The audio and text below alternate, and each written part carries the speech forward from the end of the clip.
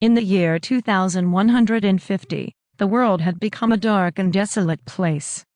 A few hundred years ago, a catastrophic event had occurred, wiping out most of humanity and leaving the survivors to struggle in a harsh and unforgiving world.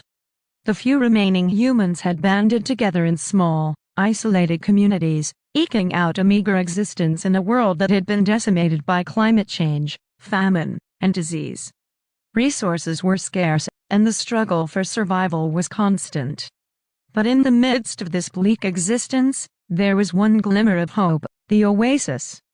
It was a virtual reality world that had been created by a group of brilliant scientists in the years leading up to the catastrophic event. The oasis was a place where people could escape the harsh realities of their daily lives and immerse themselves in a world of endless possibilities. For years, the oasis had been a source of comfort and entertainment for the survivors, but over time, it had become something more. People began to spend more and more time in the oasis, neglecting their real lives and responsibilities in favor of the virtual world. As the years passed, the oasis grew more and more sophisticated, offering a level of realism and immersion that was indistinguishable from the real world. People began to form relationships, build businesses, and even raise families within the oasis.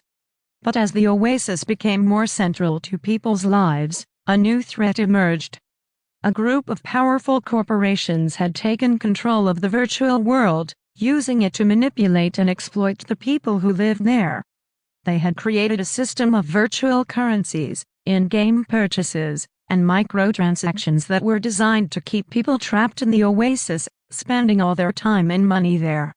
Those who refused to play by the corporation's rules were ostracized, cast out of the virtual world, and left to fend for themselves in the harsh reality of the outside world.